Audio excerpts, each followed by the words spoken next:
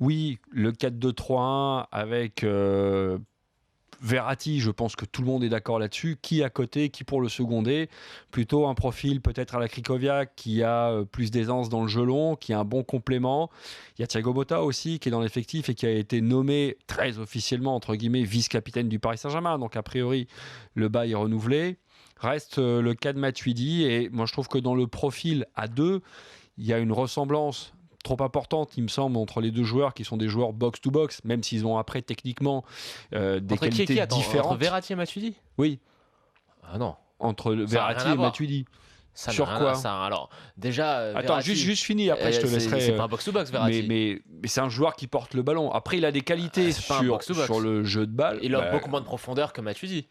Pourquoi tu penses que sur le jeu long, il est pas bon, Verratti? Non, mais il a beaucoup moins de profondeur et il a beaucoup moins de possibilités sur son latéral, au latéraux. Il va moins prendre la profondeur, mais c'est un joueur qui, contrairement à Thiago Motta, qui va balayer un petit peu dans la largeur. Je trouve que Verratti, dans la verticalité C'est un vrai regista. Un regista en italien, ça veut dire un numéro 10. Hein. Oui, mais un verista, un trequartista, alors à la Pirlo. Un trequartista. Voilà.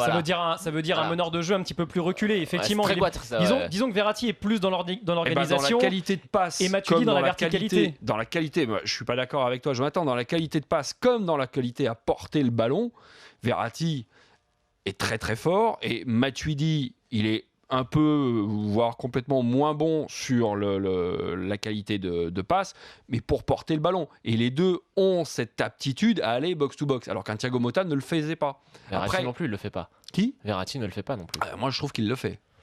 Alors, écoute. Même si, après, dans la finition, c'est pas Matuidi. Là, je trouve que Matuidi est meilleur. Matuidi, ce qu'il a en fait, ce qui est très très bien avec lui dans son profil, c'est qu'il offre vraiment de la profondeur et des possibilités de dédoublement et encore plus de possibilités de profondeur à son latéral gauche et à son ailier gauche. Ça, on peut pas lui retirer. Parce que Verratti, lui, c'est plus quelqu'un qui organise le jeu de derrière, qui offre de la profondeur par son jeu long, par ses passes en profondeur, mais qui n'apporte pas le surnombre comme le fait Matuidi dans la surface de réparation. Ouais, c'est ce que j'ai dit aussi. C'est d'ailleurs peut-être une des limites actuelles. Après, quand il arrive, non mais box to box. Après, quand il arrive.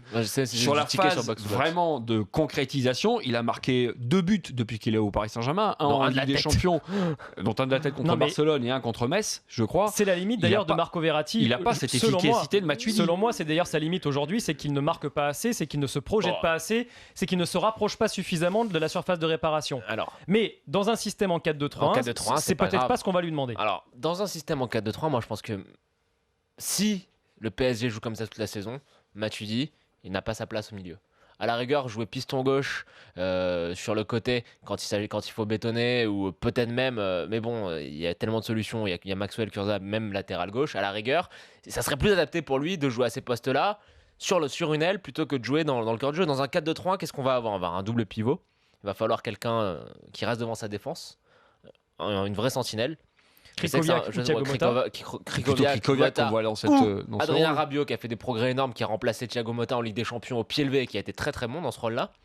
Et il me semble que Marco Verratti a la place attitrée à côté pour organiser le jeu. C'est sûr. C'est ce qu'on va demander à ce duo-là, d'avoir un mec qui arrive à se placer entre ses deux centraux pour apporter le surnombre défensif, faire le pas en avant pour remonter le bloc, et à l'autre à côté, on va lui demander de pouvoir assurer la première grosse relance vers l'avant, verticale, casser des lignes. Et ça, Matuidi, il peut pas le faire. Il peut simplement pas le faire. Donc, dans un milieu à deux, on l'a vu à l'Euro avec l'équipe de France, son profil, avec toutes les qualités qu'il a, qui sont nombreuses, projection, vitesse, verticalité, efficacité face au but pour un milieu qui finit toujours ses saisons avec pas mal de buts, ça marche pas. Ça marche pas. On a vu avec Pogba qui se marchait sur les pieds. Donc comme je vois très mal. On a dit la même chose alors finalement. On l'a dit différemment. C'est box to box qui m'a fait tiquer en fait. Non mais on a dit la même chose. La différence c'est que quand il arrive au 16-50, Verratti va quand même chercher la passe parce que comme tu disais Jérôme, spontanément, il prend pas sa chance, alors que Matuidi, lui, il va. Mais ce que je veux dire, c'est que qui basculent vraiment d'une zone à l'autre. Tu joues avec Verratti ou avec Matuidi, ça change l'ADN de ton milieu.